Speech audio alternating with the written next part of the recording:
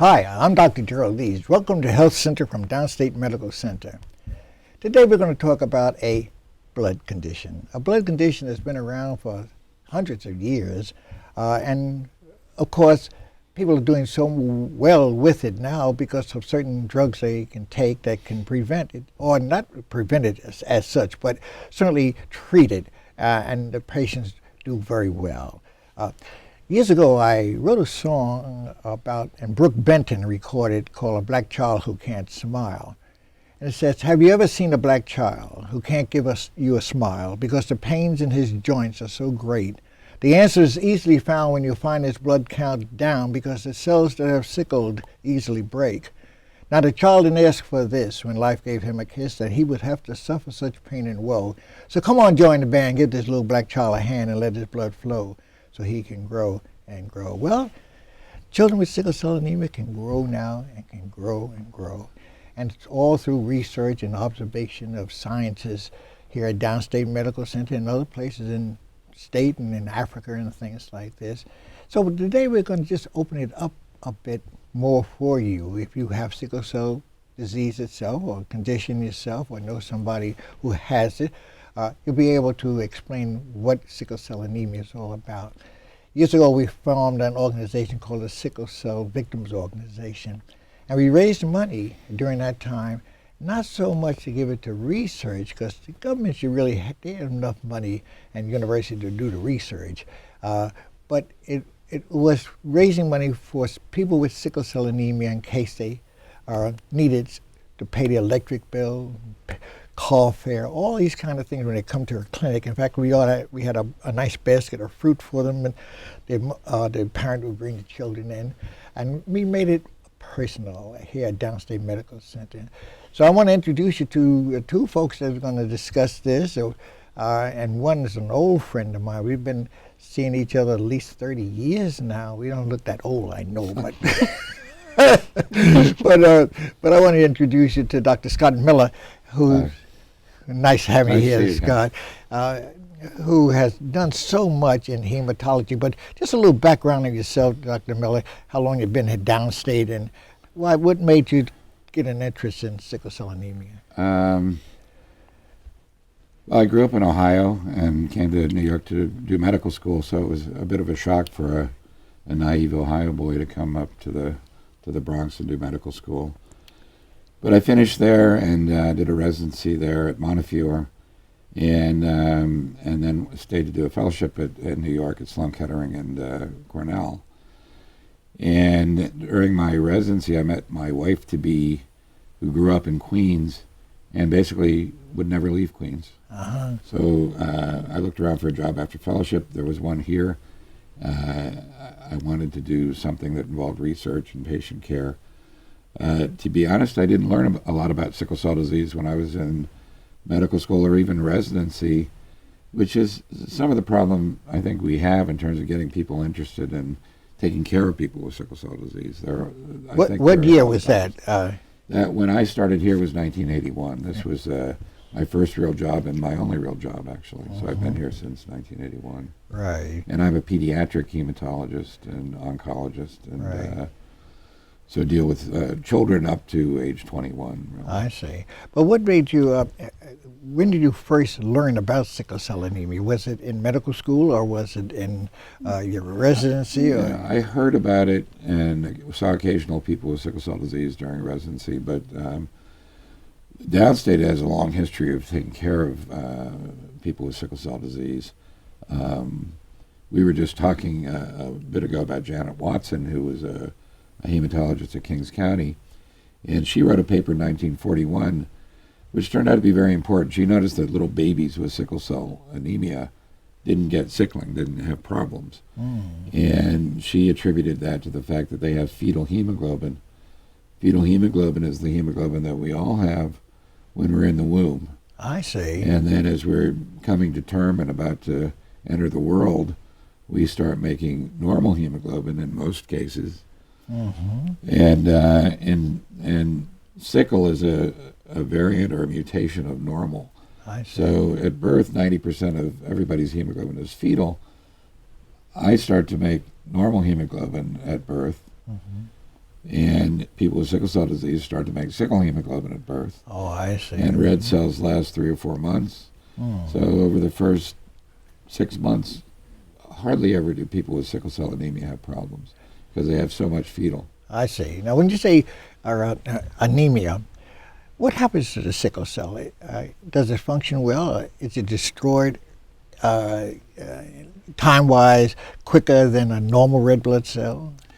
Yeah, it doesn't circulate well. Normal cells are round, kind of disc-shaped.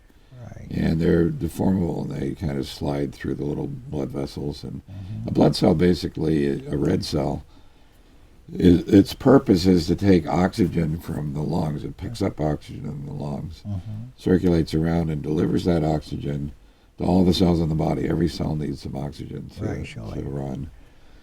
And normally, there are very little vessels kind of at the end of the journey, and that's where the oxygen exchange can take place. And unfortunately, that's where sickle cells can sickle, and they get clogged up in the vessel. The cell doesn't get any oxygen. Like a log jam. Like a log jam, yeah. And the part of the body that's being fed by these vessels doesn't get oxygen, and that can cause either pain because it doesn't have enough oxygen, like a heart attack, for example, or you can actually kill the cells, and that hurts. The body knows there's a dead cell there. Yes. It gets the inflammatory response. It gets hot and red. Yeah, right, surely. Painful. I in treating sickle cell patients myself for many years, the sickle cell patient will tell you when they have a crisis, meaning their pain and the blood vessels now are jammed with these little sickle cells as such, it's very severe. In fact, at one time they thought that when a person would come to the emergency room with a sickle cell crisis, they would think and they needed morphine, and that's a very heavy drug to take. But let me tell you,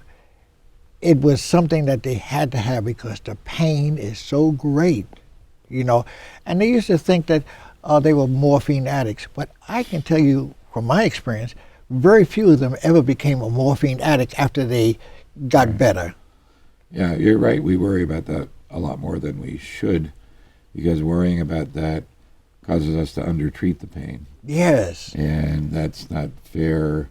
If there are some addicts, and there are. Sure. I don't think it's fair to punish everybody with sickle cell disease because some people have, for whatever reason, become dependent on opioids. Yes. 95 or 99% of people who get morphine for pain don't become a drug addict. Right. And probably 90% of them don't get enough morphine to adequately treat their pain. So.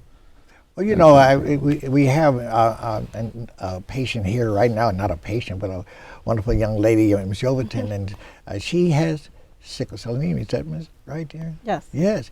And you've been through the crisis. Yes. You know what it's all about. Yes. Yes.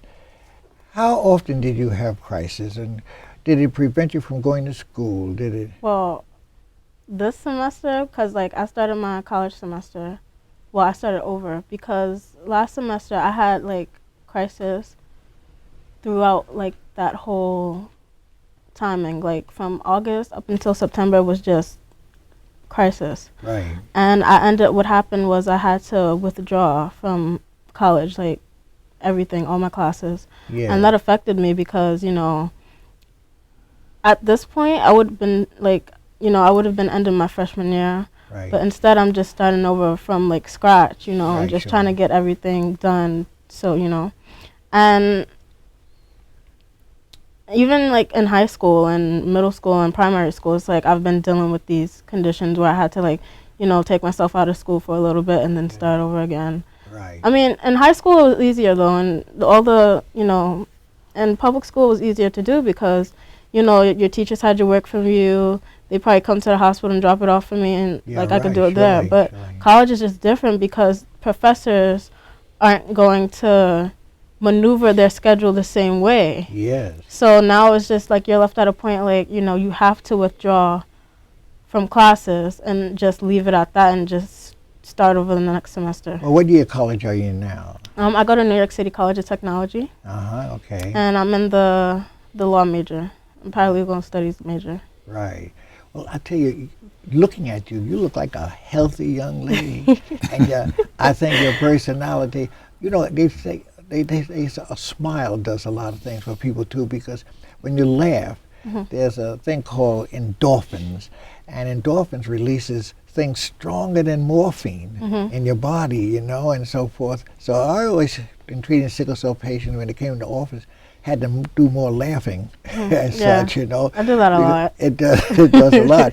But we're going to get back to you in a moment. I just want to talk to have Dr. Scott to give an idea of what they're doing now for sickle cell anemia. Well, the only cure for sickle cell anemia is a stem cell or bone marrow transplant. That's still something of a dangerous procedure, but if you have certainly bad sickle cell disease, if you're a child, preferably, and if you have a full brother or a sister who matches, and there's a 1 in 4 chance that a brother or sister will match, Yes. then you can do a stem cell transplant or receive a stem cell transplant, still with maybe a 5% chance of dying of complications within the first 3 months, maybe another 5 to 10% chance of rejecting the transplant or sort of going back to having sickle cell. But 80% of the time, you don't have sickle cell disease anymore. That's wonderful. So you're trading off some risks at the beginning for perhaps a disease-free, long, pain-free life. So I think it's reasonable for many people with sickle cell disease, especially if they have a matched sibling. They're trying to do transplants using either people who are unrelated but have similar genetic types, or even from a parent, for example, who's only half matched genetically. I see. But those are more dangerous, and I think that you should be having a lot of trouble with sickle cell disease before you take the risk of one of those more experimental transplants. Right. Now, tell me this. But, I'm sorry. So, at any rate, that's the cure. Very few people are transplanted, in part because they don't have a matched sibling.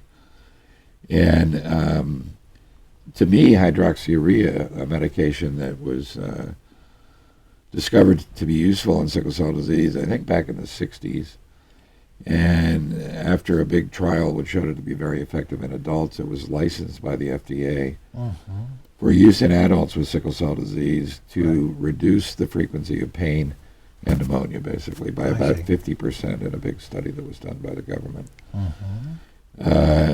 We've been using that medicine in children with sickle cell disease since, I don't know, sometime in the 90s, probably the early 90s, really with progressing enthusiasm. We joined in a study in infants with sickle cell disease. I see. Sponsored by the government. There were 15 sickle cell centers in it. Right. 200 infants, where half of them got hydroxyurea, half didn't. And it was enormously effective in reducing side effects, if you will, of sickle cell anemia. Now, when you use that, maybe explain the drug a little, the hydroxyurea. When did that come into play? In what year about? Because of course, before that, there was really no way in the world to treat sickle cell. I think it was in the 60s that I mentioned Janet Watson and fetal hemoglobin. Once people realized that fetal hemoglobin was good for people with sickle cell disease, some people started to look for ways of raising fetal hemoglobin. I see.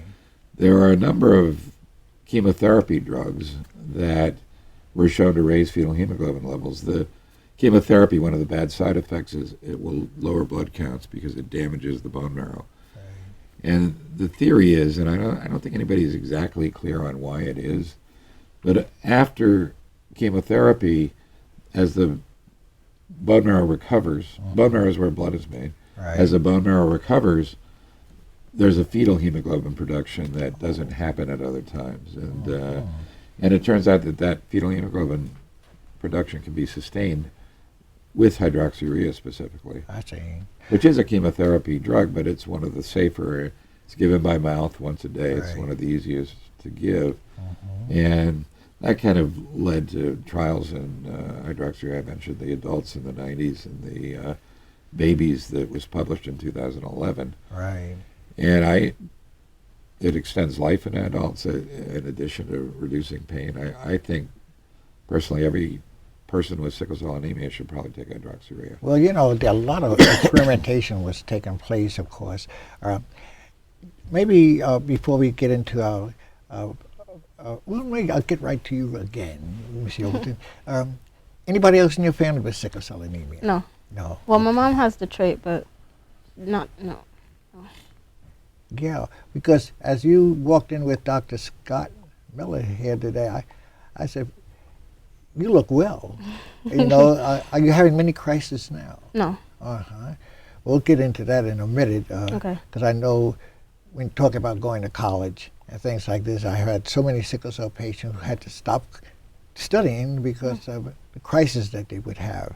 But now they finish college, they get married, and they do all the things that are generally a young person would want to do, you know.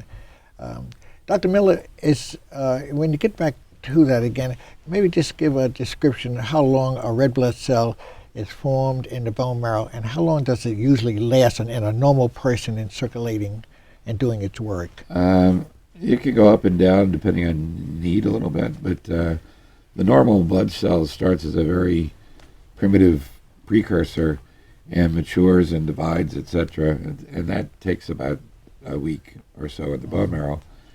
And once it gets out, it circulates for 120 days, or what's that, 4 months. People with sickle cell disease, again, because the cell is distorted in its shape, it doesn't flow properly, it doesn't circulate normally. Right.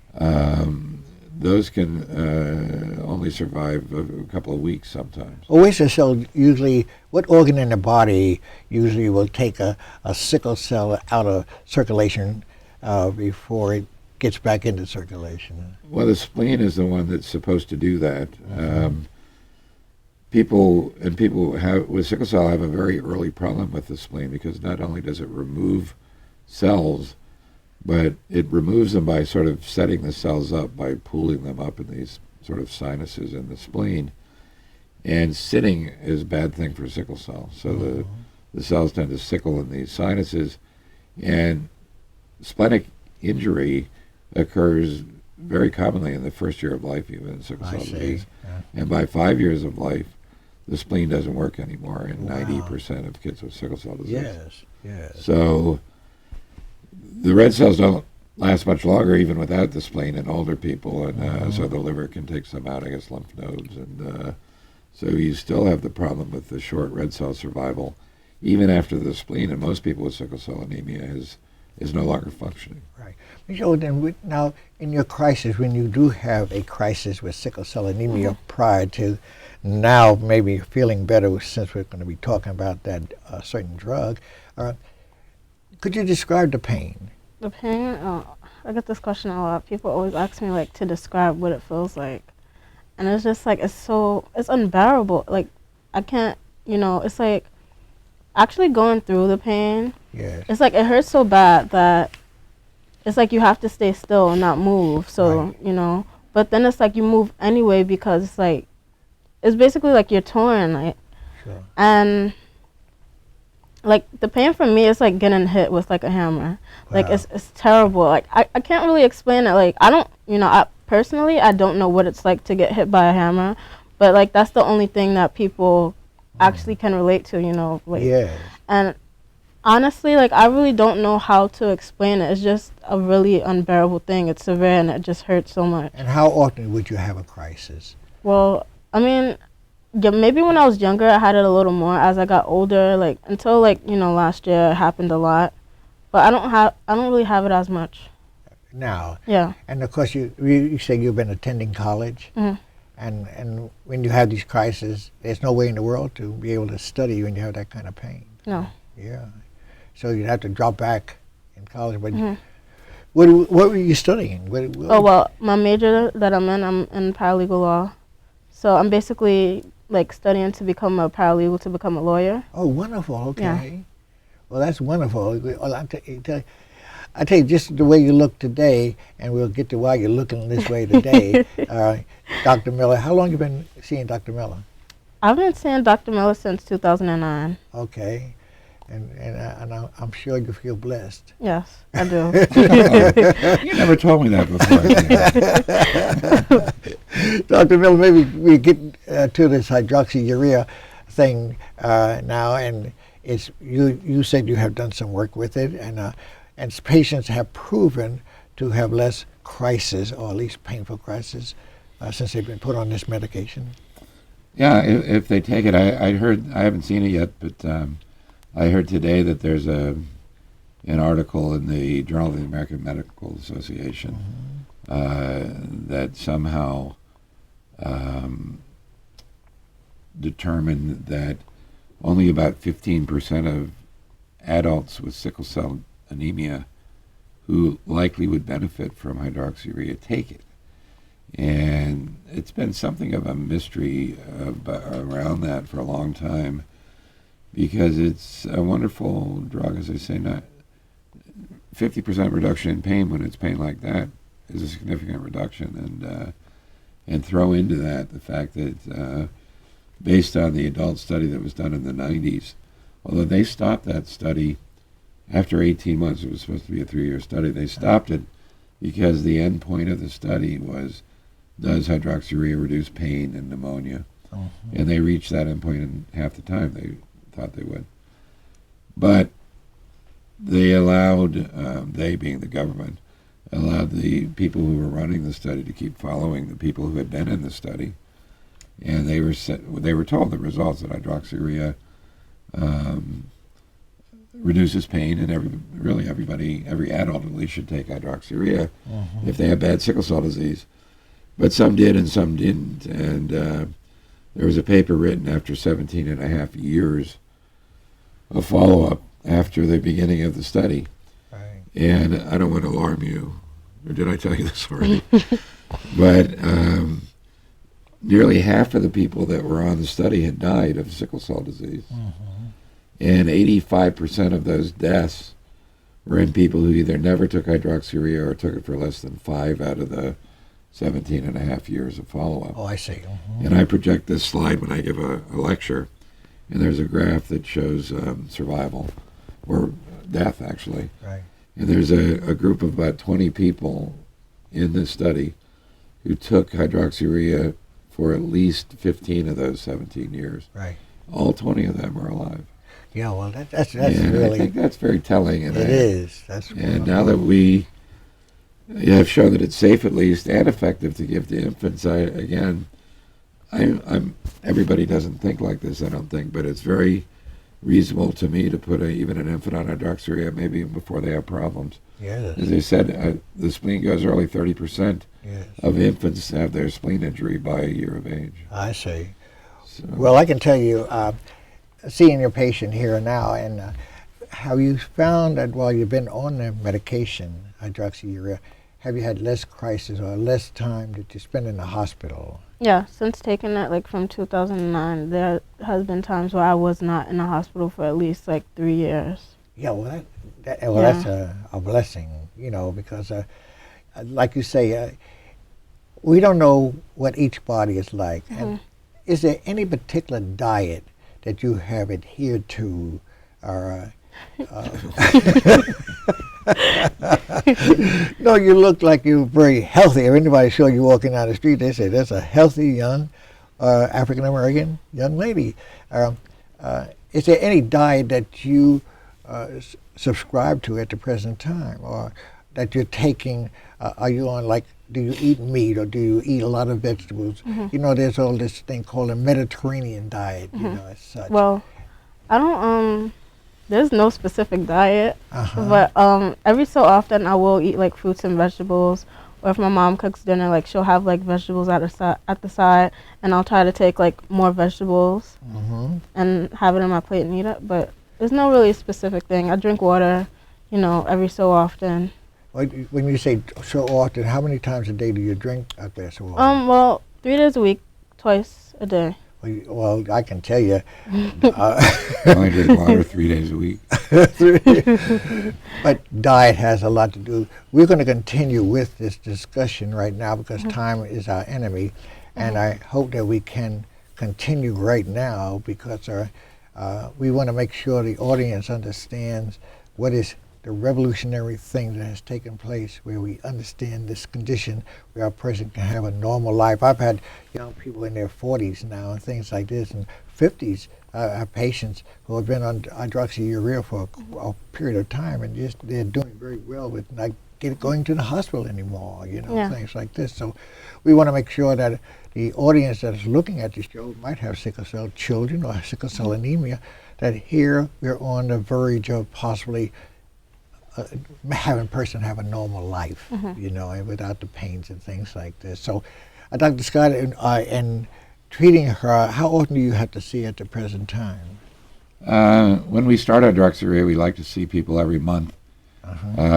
One of the benefits probably of hydroxyurea is it lowers the white cell count, but that's also a side effect, and if the white count goes too low, you can be in trouble in terms of extra infections and whatnot. Well, so we see people once a month to check their blood. Well, I can tell you, you folks out there, we're going to further this discussion on sickle cell anemia and the advances that has been made. We'll see you the next time.